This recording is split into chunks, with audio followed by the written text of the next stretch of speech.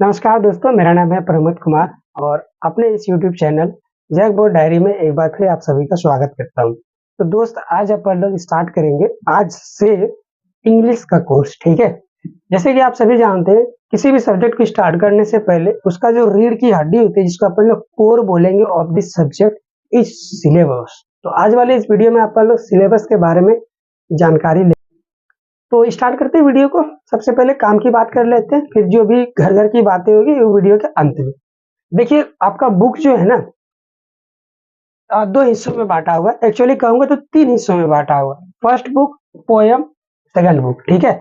इसका दूसरा पोर्शन आ जाता है ग्रामर। तो इंग्लिश का चैप्टर जो है, इंग्लिश का बुक जो है, या फिर यूं कहो कि इंग्लिश का जो सब्जेक्ट है, ये आपका दो कैटेगरी में बढ़ गया। एक तो बुक वाला वेटेज, एक हो गया आपका ग्रामेटिकल पोर्शन वाला वेटेज। तो दोनों का क्वेश्चन पूछने का रेशियो लगभग लगभग सेम ही होता है। 50-50 मान के चलो, 50% इधर से पूछेगा, 50% इधर से पूछेगा।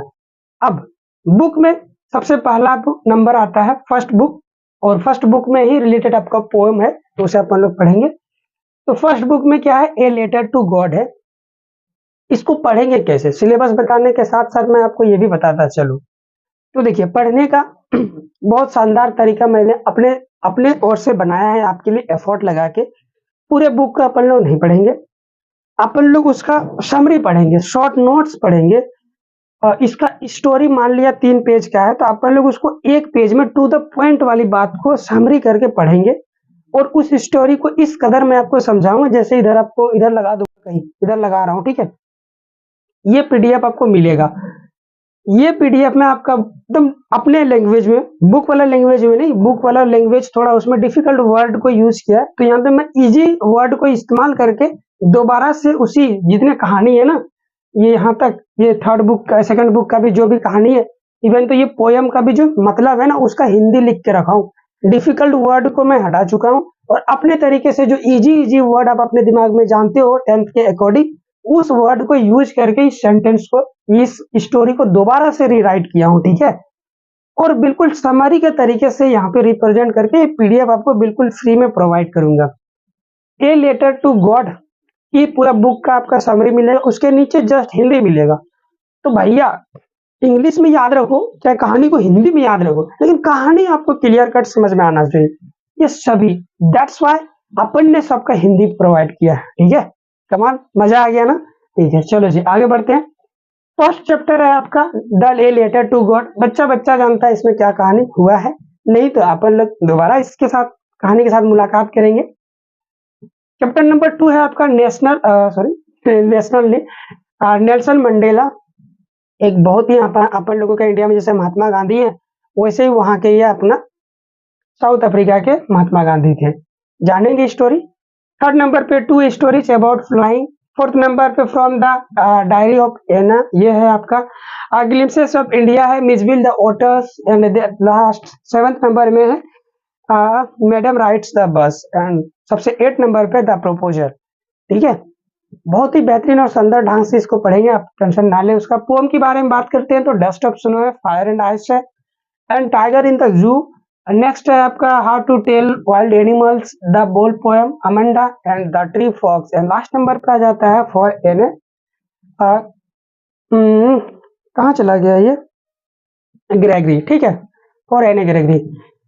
अब ये हो गया आपका फर्स्ट बुक का पूरा सिलेबस, जो आपको मुझे पढ़ाना है दिसंबर के अंत तक मैं पढ़ा दूंगा। और इसके अंदर पढ़ाऊंगा ना, आपके दिमाग में छप जाएगा पूरा स्टोरी, ठीक है। अब उसको एग्जाम में कैसे लिखोगे वो तो दिसंबर के बाद आपके पास कितना टाइम बच रहा है, जनवरी वाला मंथ और पूरा फरवरी वाला मंथ। मुझे जहां तक अंदाजा है कि आपका मार्च का पहला वीक में आपका एग्जाम स्टार्ट होगा।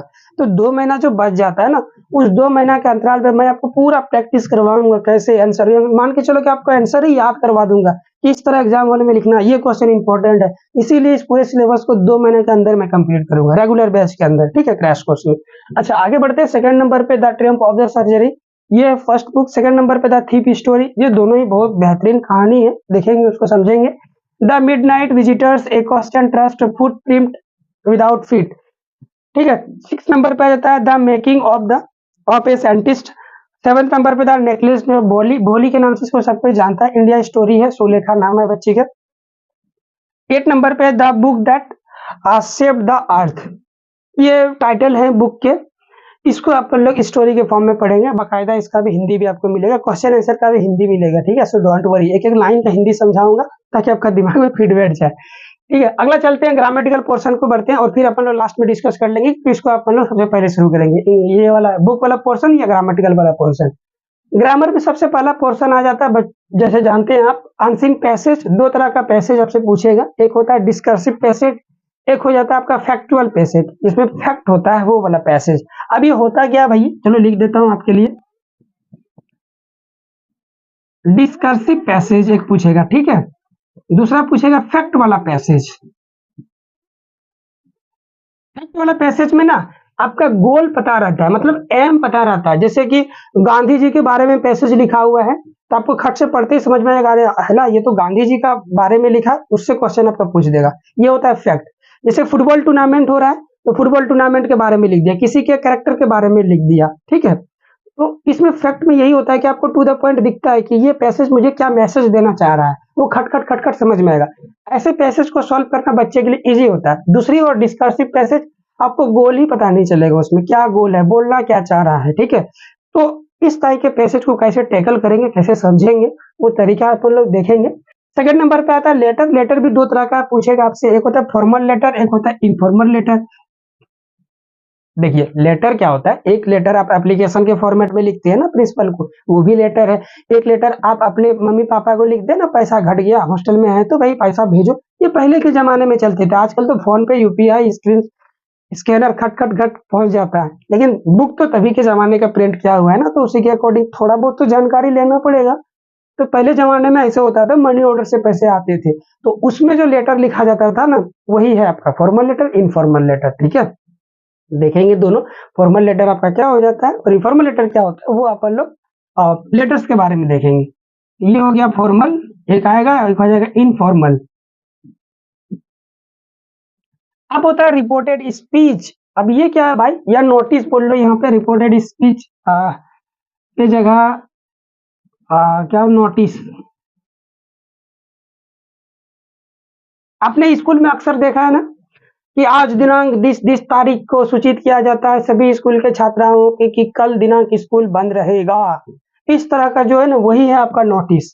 तो ये मतलब मैं जब 10th में था, तो मैं 10th 2016 में पास आउट हुआ, तो उस समय ये बहुत ज्यादा पूछता था, नोटिस पूछता था। लेकिन अभी के सिलेबस में आपको पढ़ना है बस, पूछता है कम, बट मैं पढ़ाऊंगा जरूर, ठीक है।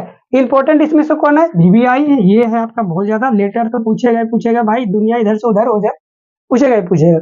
आपके सिलेबस में इधर है model transformation of sentence, tense, और सिलेबस में और एक चीज है, सेंटेंस क्या था वो एग्जैक्टली याद नहीं आ रहा मुझे, बट उससे क्वेश्चन पूछता नहीं है, ठीक है।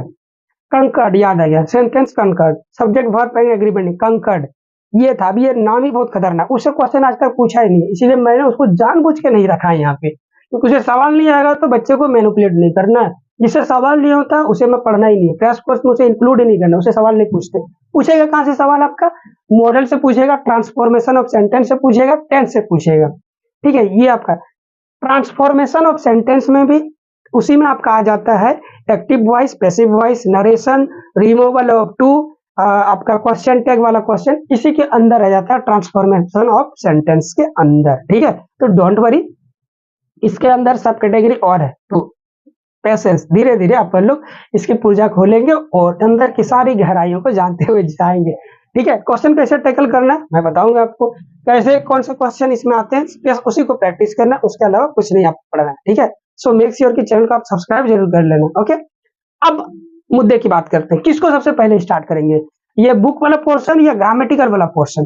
तो एक आज एकदम परफेक्ट स्टूडेंट होने के नाते मैं सबसे पहले ग्रामेटिकल पोर्शन को चूज करता। क्यों रीजन है, क्योंकि इंग्लिश यदि मुझे थोड़ा बहुत भी समझ में आ जाएगा ना, तो मैं इस स्टोरी को आज अपने लैंग्वेज में मैं लिख सकता हूँ।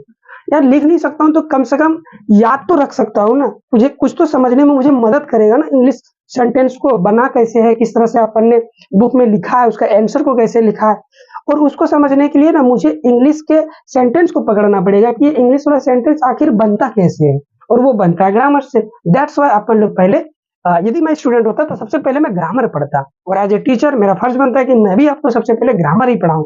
और कौन सा पोर्शन? ये वाला पोर्शन, ठीक है। तो ये मॉडल ट्रांसफॉर्मेशन ऑफ सेंटेंस और टेंस बहुत ही कमाल का, इतना प्यारे ढंग से पढ़ाऊंगा आपको, तो दिमाग में याद हो जाएगा, क्वेश्चन तो 100% बढ़ेगा ही बढ़ेगा आपका, ठीक है। चलिए जी, तो और क्या बताना है आपको? और कुछ नहीं बताना है। आगे मुलाकात करते हैं अपन लोग model questions, transformation of sentence and tense, इस वाले चैप्टर के साथ, ठीक है। हाँ, बकायदा इसका पीडीएफ मिलेगा, होमवर्क भी मिलेगा, एकदम आपको होमवर्क पूरा करना है, इसमें नो किंतु परंतु, ठीक है। खुद से प्रॉमिस कीजिए, गुरुजी ने होमवर्क दिया है, आपका बड़ा भाई ने होमवर्क दिया है, उस होमवर्क को पूरा करना है शिद्दत के साथ, ठीक है। जो मैं पढ़ाऊंगा बिल्कुल वैसा ही होमवर्क रहेगा, आप उसे प्रैक्टिस कीजिए घरों में।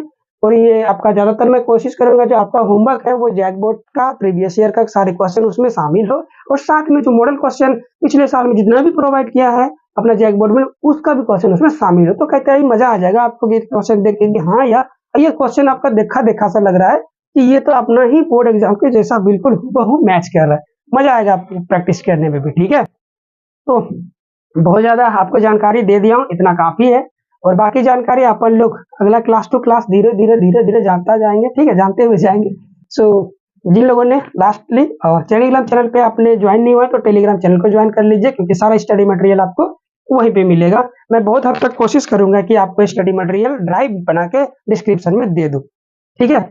सो वीडियो को हम लोग यहीं पे समाप्त करते हैं। अब मैं लूंगा आपसे अलविदा जाने से पहले। थैंक यू सो मच, आपका दिन शुभ हो। Good bye.